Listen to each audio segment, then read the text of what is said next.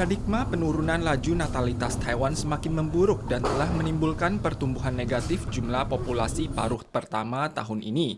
Menurut statistik Kementerian Dalam Negeri, ada 5 bulan dari Januari hingga Juni tahun ini yang angka kematiannya lebih tinggi dibandingkan dengan angka kelahiran, atau 88.555 orang dibandingkan 8.795 orang. Para pakar merasa paradigma ini sulit diubah pada paruh kedua tahun ini. Tahun ini muncul pola interseksi mortalitas akibat jumlah mortalitas melampaui jumlah natalitas. Angka pernikahan pada paruh pertama tahun ini juga berkurang 6.000 pasangan lebih dibandingkan dengan periode tahun lalu. 后年是虎年呐，所以又是另外一个很大的冲击。所以看来今年情况不乐观，明年也可能回不来，那后年 Penurunan populasi dapat menurunkan beban terhadap penggunaan lahan dan sumber daya. Namun penurunan beban yang diakibatkan oleh penurunan 200.000 orang dalam 10 tahun kemudian efeknya sangat terbatas. Dalam 10 tahun kemudian jumlah warga yang berusia di atas 65 tahun akan bertambah 1,9 juta orang.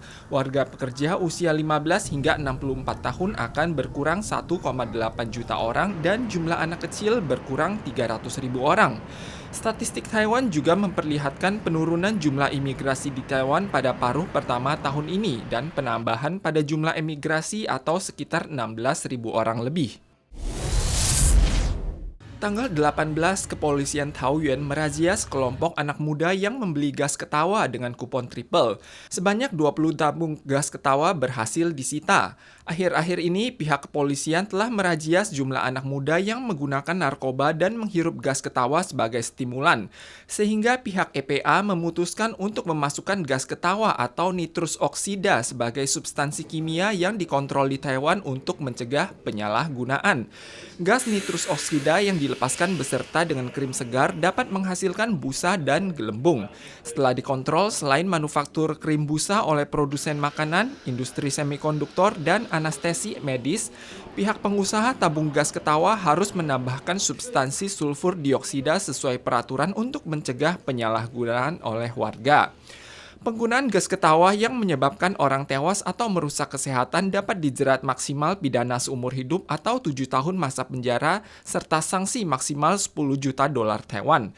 Sanksi maksimal 300.000 dolar Taiwan akan dikenakan pada penggunaan gas ketawa tanpa izin. Pihak EPA juga melarang transaksi gas ketawa lewat internet.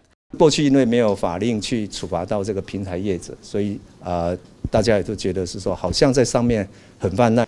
Bila warga membeli dan menggunakan gas ketawa yang tersedia untuk proses manufaktur krim, apakah ini dapat menjadi sebuah celah penyalahgunaan? Hal ini telah dikontrol oleh FDA yang dapat dijerat UU Keselamatan Makanan. Untuk meningkatkan kapasitas penelitian bahari Taiwan, Kementerian Sains dan Teknologi mengalokasikan dana 1,6 miliar dolar Taiwan untuk menciptakan 3 kapal penelitian maritim nasional.